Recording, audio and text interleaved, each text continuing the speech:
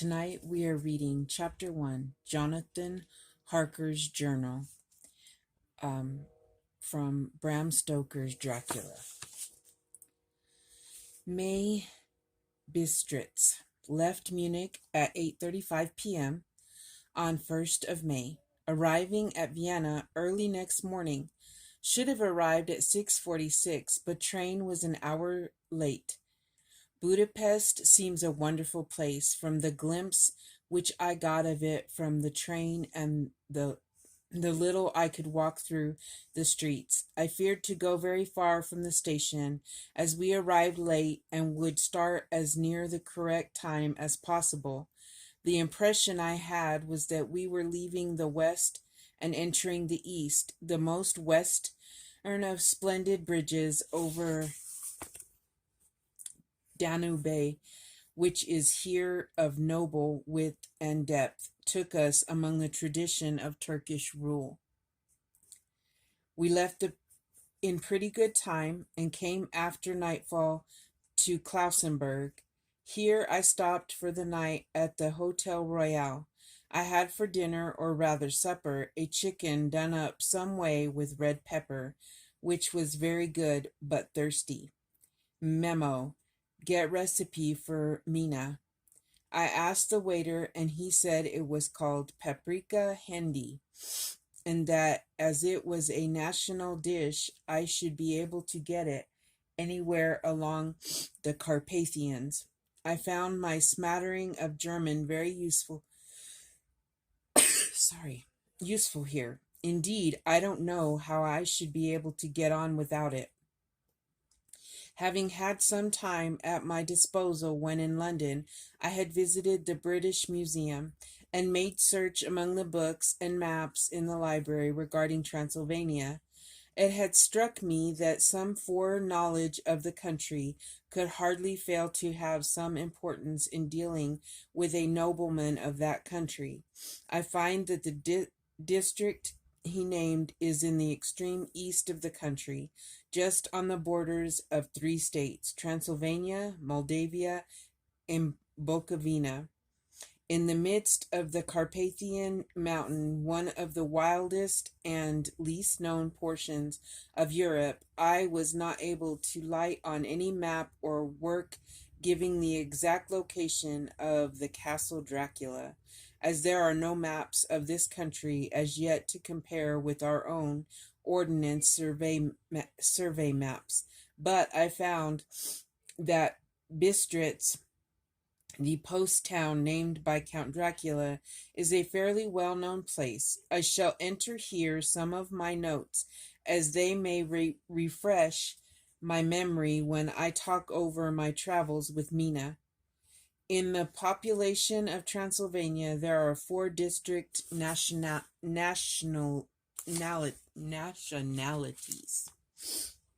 Saxons at the south, and mixed with them the Wallachs, who are the descendants of the Dacians, Magyars in the west, and Czechoslovakians in the east and north.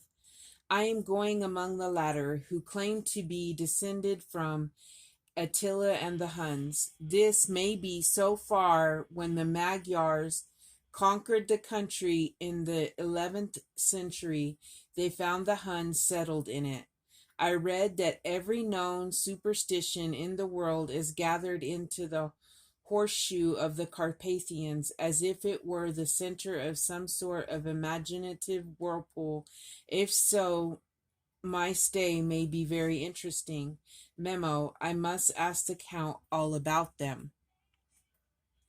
I did not sleep well, though my bed was comfortable enough, for I had all sorts of queer dreams. There was a dog howling all night under my window, which may have had something to do with it, or it may have been the paprika, for I had to drink up all the water in my carafe, and was still thirsty. Towards morning I slept, and was wakened by the continuous knocking at my door, so I guess I must have been sleeping soundly then. I had for breakfast more paprika, and sort of and a sort of porridge of maize flour, which they said was mamiliga, and egg stuffed with forcemeat, a very excellent dish, which they call impletata. Memo, get recipe for this also. I had to hurry breakfast, for the train started a little before 8, or rather it ought to have done so, for after rushing to the station at 7:30, I had to sit in the carriage for more than an hour before we began to move. It seems to me that the further east you go, the more unpunctual are the trains. What ought they to be in China? All day long we seemed to dawdle through a country which was full of beauty of every kind. Sometimes we saw little towns or castles on the top of steep hills, such as we see in old missals. Sometimes we ran by rivers and streams, which seemed from the wide stony margin on each side of them to be subject to great floods. It takes a lot of water and running strong to sweep the outside edge of a river clear. At every station there were groups of people, sometimes crowds, and in all sorts of attire. Some of them were just like the peasants at home, or those I saw coming through France and Germany, with short jackets and round hats and homemade trousers, but others were very picturesque. The women looked pretty, except when you got near them, but they were very clumsy about the waist. They had all full white sleeves of some kind or other, and the most of them had big belts with a lot of strips of something fluttering from them, like the dresses in a ballet. But of course there were petticoats under them. The strangest figures we saw were the Slavics, who were more barbarian than the rest, with their big cowboy hats, great baggy dirty white trousers, white linen shirts, and enormous heavy leather belts, nearly a foot wide, all studded over with brass nails. They wore high boots with their trousers tucked into them, and had long black hair and heavy black mustaches. They are very they are very picturesque, but do not look prepossessing. On the stage they would be set down at once as some old Oriental band of brigands. They are, however, I am told, very harmless and rather wanting in natural self-assertion. It was on the dark side of the twilight when we got to Bistritz, which is a very interesting old place, being practically on the frontier, for the Borgo Pass leads from it into Bukovina. It it has had a very stormy existence, and it certainly shows marks of it. 50 years ago, a series of great fires took place, which made terrible havoc on 5 separate occasions. At the very beginning of the 17th century, it underwent a siege of 3 weeks and lost 13,000 people. The casualties of war pro- proper being assisted by famine and disease. Count Dracula had directed me to go to the Golden Krone Hotel, which I found, to my great delight, to be thoroughly old-fashioned, for of course I wanted to see all I could of the ways of the country. I was evidently expected, for when I got near the door I faced a cheery-looking elderly woman in the usual peasant dress, white undergarment with long double apron, front and back of colored stuff fitting almost too tight for modesty. When I came close, she bowed and said, "The Herr Englishman." "Yes," I said, "Jonathan Harker." She smiled and gave some message to an elderly man in white shirt sleeves who had followed her to the door. He went and immediately returned with a letter. "My friend, welcome to the Carpathians. I am anxiously expecting you. Sleep well tonight. At 3 tomorrow the diligence will start for Bukovina, A place on it is kept for you. At the Borgo Pass, my carriage will await you and will bring you to me. I trust that your journey from London has been a happy one, and that you will enjoy your stay in my beautiful land. Your friend Dracula. May 4th. I found that my landlord had got a letter from the Count directing him to secure the best place on the coach for me. But on making inquiries as to details, he seemed somewhat reticent, and pretended that he could not understand my German. This could not be true, because up to then he had understood it perfectly. At least he answered my question exactly as if he did. He and his wife, the old lady who had received me, looked at each other in a frightened sort of way. He mumbled out that the money had been sent in a letter, and that was all he knew. When I asked him if he knew Count Dracula and could tell me anything of his castle, both he and his wife crossed themselves, and saying that they knew nothing at all, simply refused to speak further. It was so near the time of starting that I had no time to ask anyone else, for it was all very mysterious and not by any means comforting. Just before I was leaving, the old lady came up to my room and said in a very hysterical way, "Must you go? Oh, young heir, must you go?" She was in such an excited state that she seemed to have lost her grip of what German she knew, and mixed it all up with some other language which I did not know at all. I was just able to follow her by asking many questions. When I told her that I must go at once and that I was engaged on important business, she asked again, "Do you know what day it is?" I answered that it was the 4th of May. She shook her head as she said again, "Oh, yes, I know that, but do you know what day it is?" On my saying that I did not understand, she went on, "It is the eve of St. George's Day. Do you not know that tonight, when the clock strikes midnight, all the evil things in the world will have full sway? Do you know where you are going and what you are going to?" She was in such evident distress that I tried to comfort her, but without effect.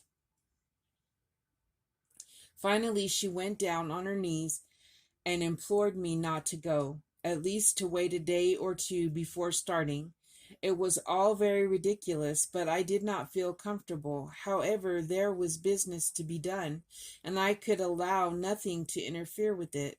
I therefore tried to raise her up, and said as gravely as I could that I thanked her, but my duty was imperative, and that I must go. She then rose and dried her eyes, and taking a crucifix from her neck, offered it to me. I did not know what to do, for as an English churchman, I have been taught to regard such things as in some measure idolatrous, and yet it seemed so ungracious to refuse an old lady meaning so well and in such a state of mind.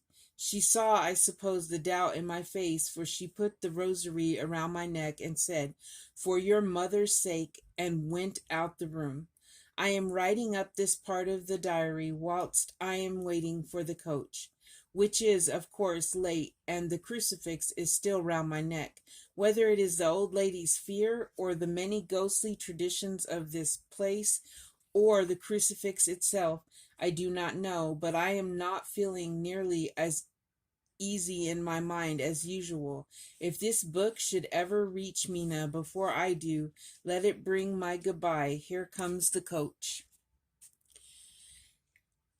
May 5th. The castle. The gray of the morning had passed, and the sun is high over the distant horizon, which seems jagged, whether with trees or hills, I know not, for it is so far off that big things and little are mixed. I am not sleepy, and as I am not to be called till I awake, naturally I write till sleep comes. There are many odd things to put down, and let who reads them may fancy that I dined too well before I left Bistritz. Let me put down my dinner exactly. I dined on what they called robber steak, bits of bacon, onion, and beef, seasoned with red pepper and strung on sticks, and roasted over the fire in the simple style of the London cat's meat.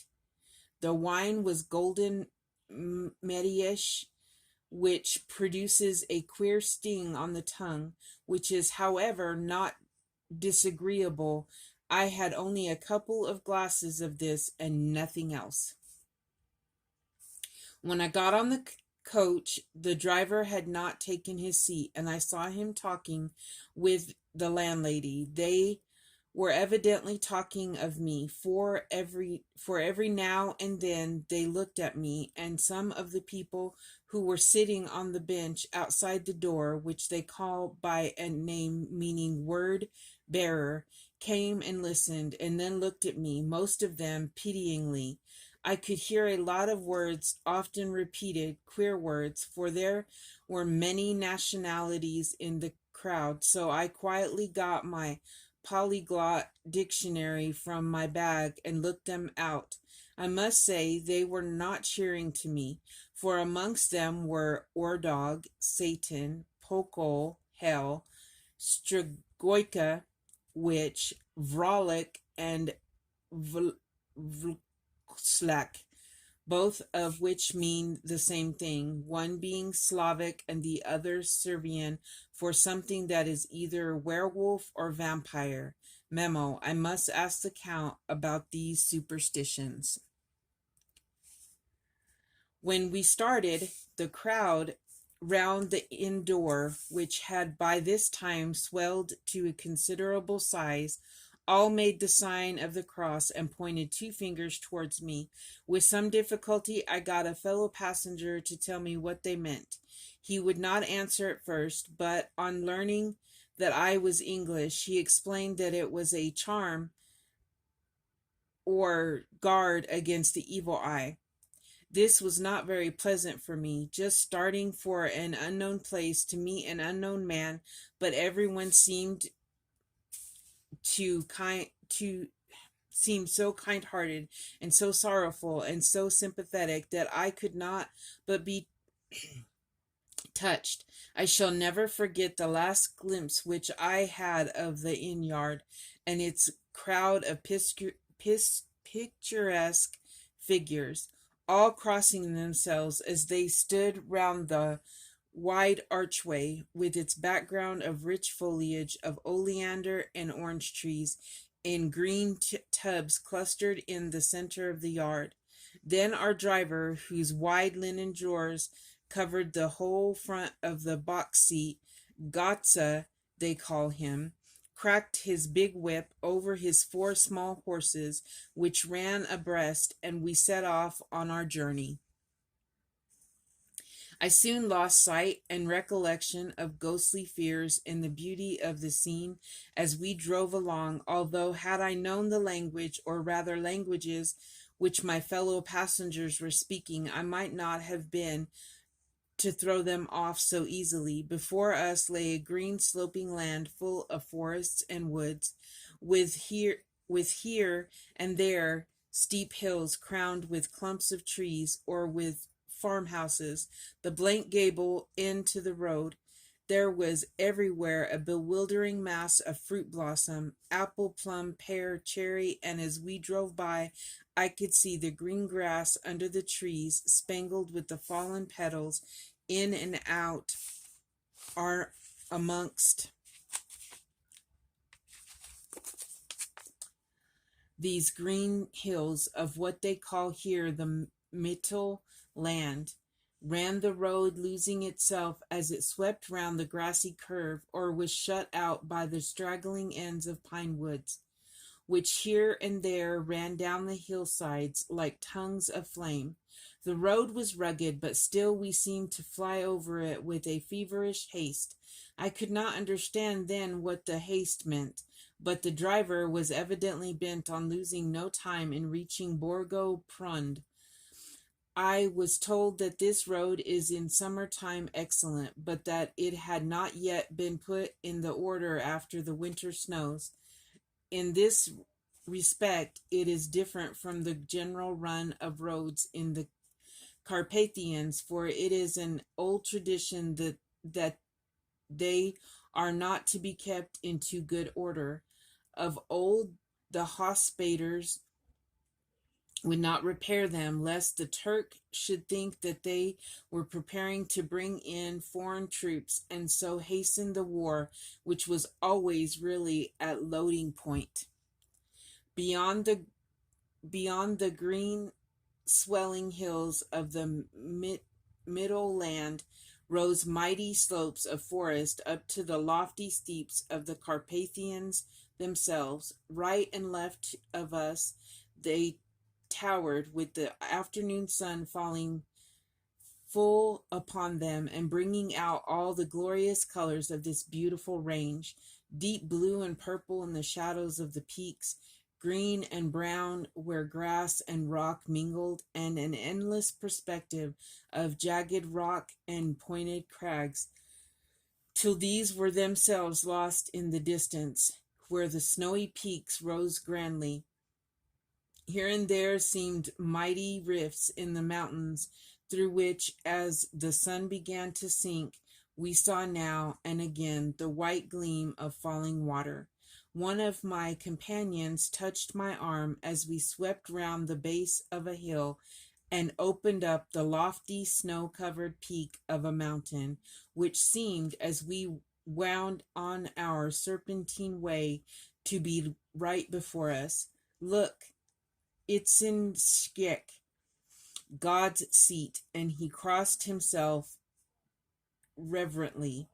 As we wound on our endless way, and the sun sank lower and lower behind us, the shadows of the evening began to creep round us. This was emphasized by the fact that the snowy mountaintops still held the sunset, and seemed to glow out with a delicate cool pink. Here and there we passed Czechs and Slavics, all in picturesque attire, but I noticed that goiter was painfully prevalent.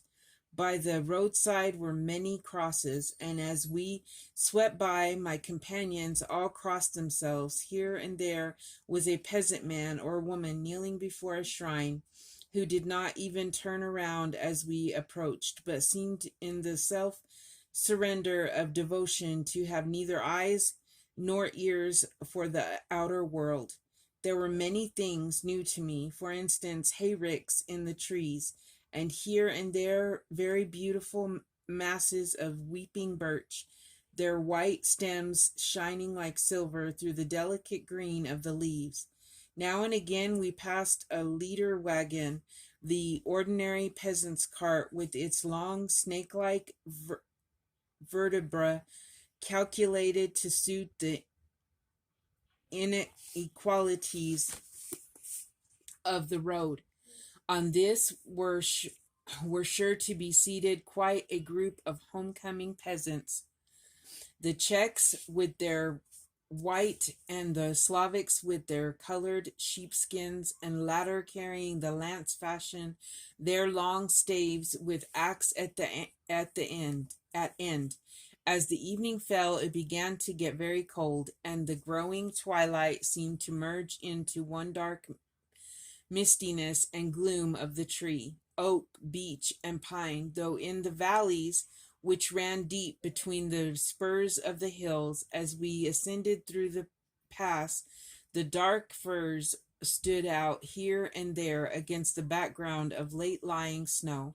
Sometimes, as the road was cut through the pine woods that seemed in the darkness to be closing down upon us, great masses of grayness, which here and there bestrewed the trees, produced a peculiarly weird and solemn effect, which carried on the thoughts and grim fancies engendered earlier in the evening, when the falling sunset threw into strange relief the ghost-like clouds which amongst the Carpathians seemed to wind ceaselessly through the valleys. Sometimes the hills were so steep that despite our driver's haste, the horses could only go slowly. I wished to get down and walk up them as we do at home, but the driver would not hear of it. No, no, he said, you must not walk here. The dogs are too fierce. And then he added, with what he evidently meant for grim pleasantry, for he looked round the catch of the approving smile of the rest, and you may have enough of such matters before you go to sleep. The only stop he would make was a moment's pause to light his lamps. When it grew dark, there seemed to be some excitement amongst the passengers, and they kept speaking to him one after the other as though urging him to further speed. He lashed the horses unmercifully with his long whip, and with wild cries of encouragement urged them on to further exertions. Then through the darkness I could see a sort of patch of gray light ahead of us, as though there were a cleft in the hills. The excitement of the passengers grew greater. The crazy coach rocked on its great leather springs and swayed like a boat tossed on a stormy sea. I had to hold on. The road grew more level, and we appeared to fly along. Then the mountains seemed to come nearer to us on each side, and to frown down upon us. We were entering on the Borgo Pass. One by one, several of the passengers offered me gifts, which they pressed upon me with an earnestness which would take no denial. These were certainly of an odd, varied kind, but each was given in simple good faith, with a kindly word and a blessing, and that strange mixture of fear-meaning movements which I had seen outside the hotel at Bistritz, the sign of the cross and the guard against the evil eye. Then, as we flew along, the driver leaned forward, and on each side the passengers, craning over the edge of the coach, peered eagerly into the darkness. It was evident that something very exciting was either happening or expected, but though I asked each passenger, no one would give me the slightest explanation.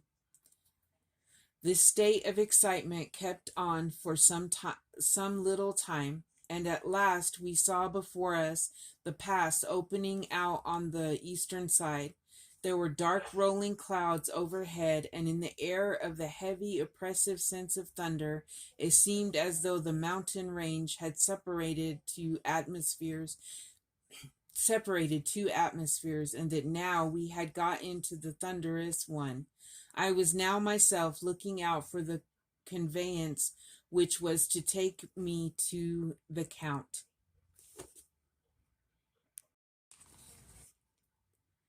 Each moment I expected to see the glare of lamps through the blackness, but all was dark. The only light was the flickering rays of our own lamps, in which the steam from our hard-driven horses rose in a white cloud.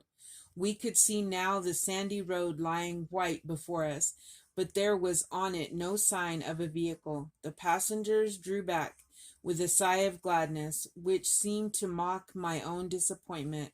I was already thinking that I had best do, when the driver, looking at his watch, said to the others something which I could hardly hear.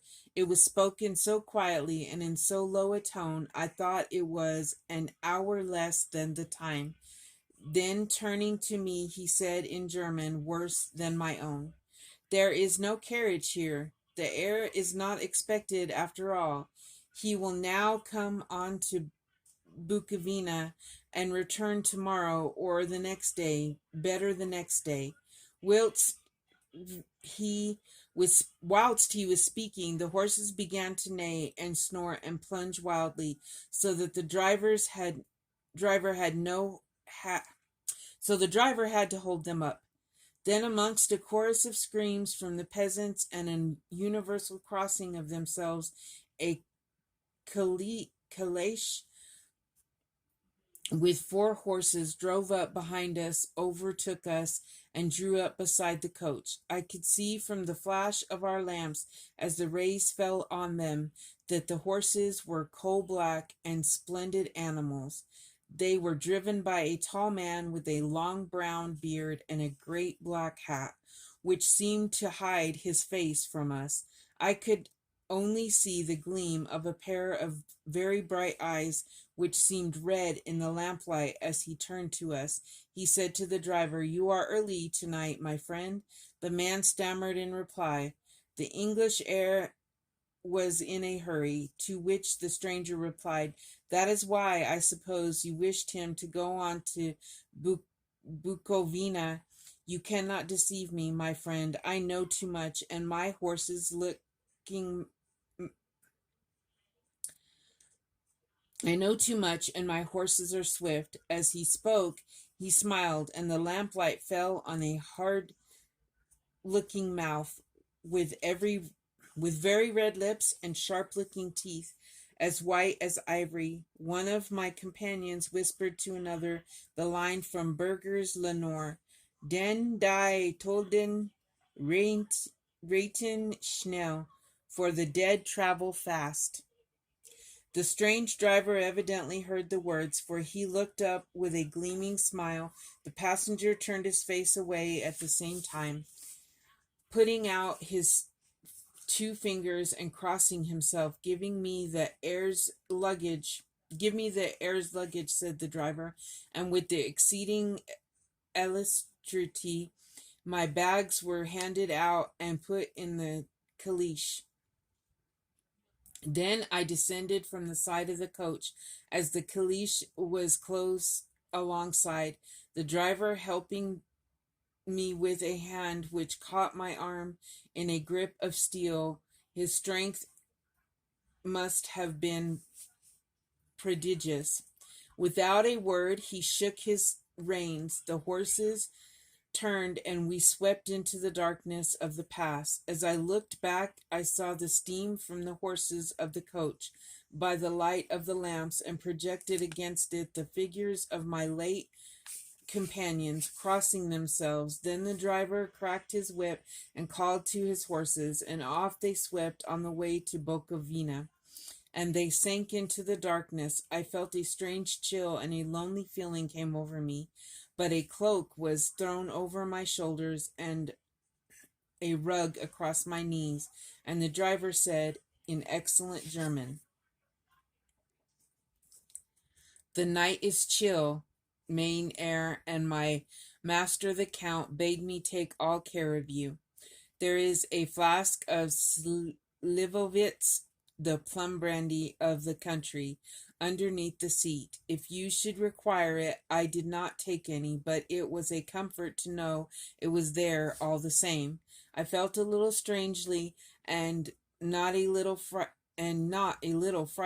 I think had there been any alternative, I should have taken it instead of prosecuting that unknown night journey. The carriage went at a hard pace straight along. Then we made a complete turn and went along another straight road. It seemed to me that we were simply going over and over the same ground again, and so I took note of some salient point and found that this was so. I would have liked to have asked the driver what this all meant, but I really feared to do so, for I thought that, placed as I was, any protest would have had no effect in case there had been an intention to delay. By and by, however, as I was curious to know how time was passing, I struck a match, and by its flame looked at my watch, and it was within a few minutes of midnight. This gave me a sort of shock, for I suppose the general superstition about midnight was increased by my recent experiences. I waited with a sick feeling of suspense. Then a dog began to howl somewhere in the farmhouse far down the road, a long agonized wailing, as if from fear. The sound was taken up by another dog, and then another and another. till borne on the wind, which now sighed softly through the pass, a wildly howling began, which seemed to come from all over the country, as far as the imagination could grasp it through the gloom of the night. At the first howl the horses began to strain and rear, but the driver spoke to them soothingly, and they quieted down, but shivered and sweated as though after a run away from the sudden fright. Then far off in the distance, from the mountains on each side of us, began a louder and sharper howling, that of wolves, which affected both the horses and myself in the same way.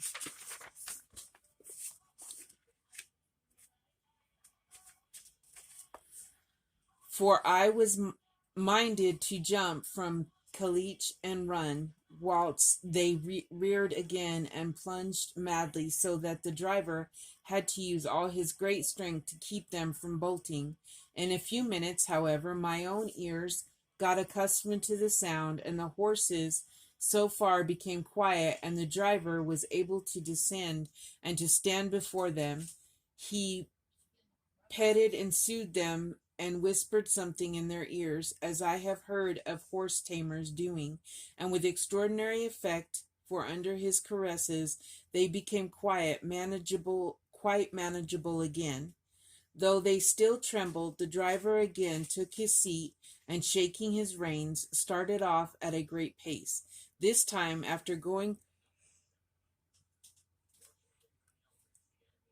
to the far side of the pass, he suddenly turned down a narrow roadway which ran sharply to the right.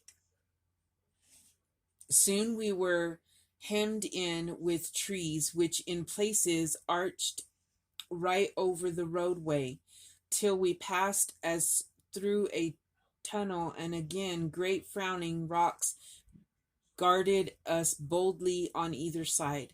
Though we were in shelter, we could hear the rising wind, for it moaned and whistled through the rocks, and the branches of the trees crashed together as we swept along. It grew colder and colder still, and fine powdery snow began to fall, so that soon we and all around us were covered with a white blanket. The keen wind still carried the howling of the dogs through this though this grew fainter as we went on our way. The baying of the wolves sounded nearer and nearer, as though they were closing round on us from every side. I grew dreadfully afraid, and the horses shared my fear. The driver, however, was not in the least disturbed. He kept turning his head to left and right, but I could not see anything through the darkness. Suddenly, away on our left, I saw a faint flickering blue flame. The driver saw it at the same moment. He at once checked the horses, and jumping to the ground, disappeared into the darkness. I did not know what to do. The the less as the howling of the wolves grew closer, but while I wondered, the driver suddenly appeared again, and without a word took his seat, and we resumed our journey.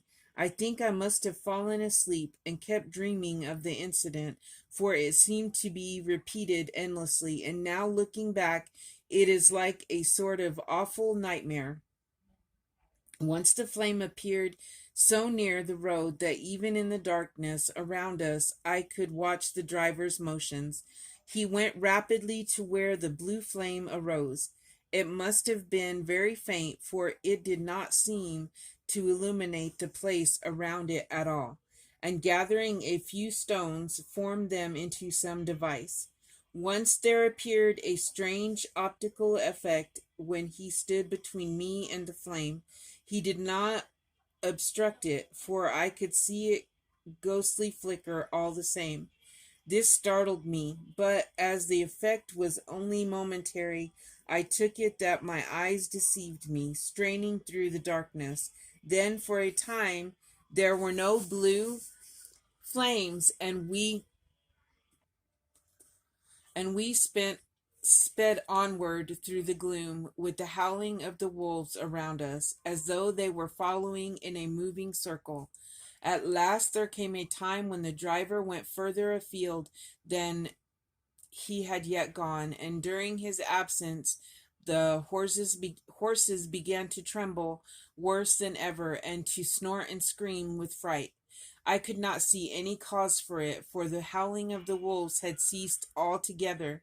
But just then the moon, sailing through the black clouds, appeared behind the jagged crest of a beetling pine-clad rock, and by its light I saw around us a ring of wolves, with white teeth and lolling red tongues, with long sinewy limbs and shaggy hair.